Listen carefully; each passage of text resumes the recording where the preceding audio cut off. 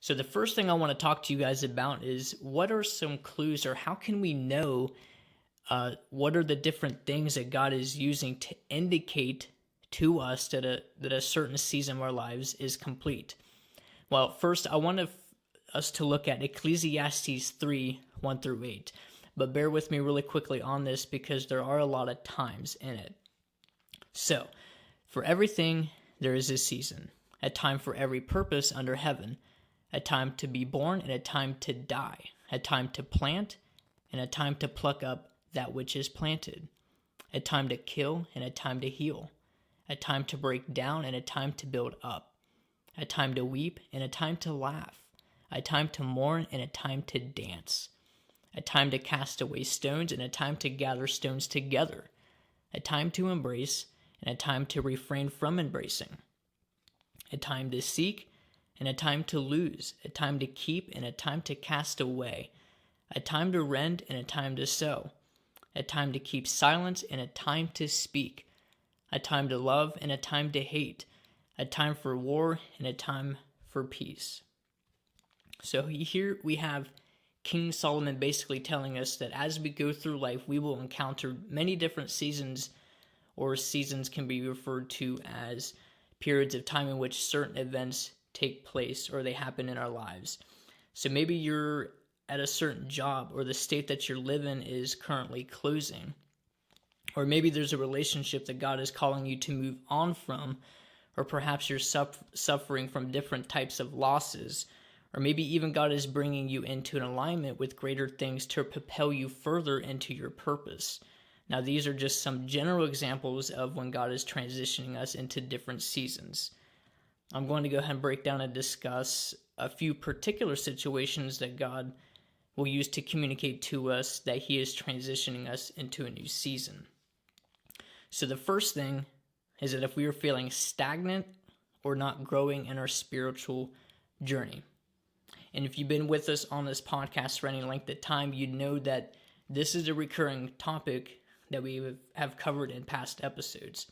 So when we are stagnant in our faith, we aren't chasing after the things of God at the level that maybe we truly desire deep down, or maybe even at the level that we once used to.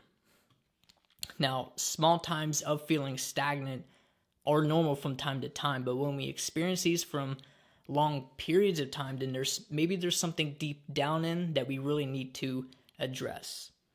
You know, one of the biggest reasons behind prolonged stagnation can be that our overall environment, or the things that we've aligned ourselves with, aren't pushing us to be all that we can be spiritually.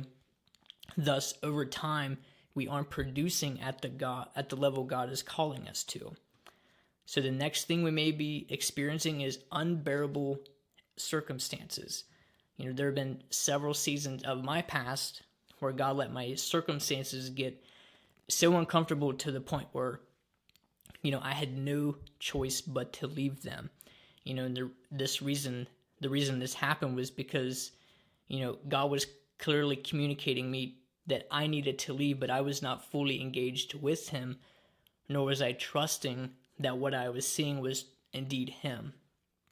You know, the enemy would always overplay his hand and cause confusion and twist the signs that God was giving me to you know, leave the environment that I was in, and I was blocking my own blessing. So with that, we need to stay sharp in our discernment. You know, we have to stay active in the Word and prayer, as well as be open to other Christian believers in our community with them to help us give us insight during these seasons. The last thing is desire and self-evaluation. Sometimes God will subtly highlight different things that He wants for us, and He will lead us to reevaluate where we currently are in life with where we want to be. There have been seasons of my life where before God did a new thing, He began a subtle desire, or it began as a subtle desire, or even a period of self-evaluation. You know, God is a good Father, and He loves to give us good gifts. Some of the good gifts can include a better career, to take better care of your family, or it's a successful business so you don't have to go out and work ton of hours at a day job. Or maybe it's moving to a whole new region for a fresh start. Or perhaps it's a spouse that God wants to give you to bring him more glory. The things that God wants to give us typically start somewhere with a desire, and he will help us identify those desires and refine us for them.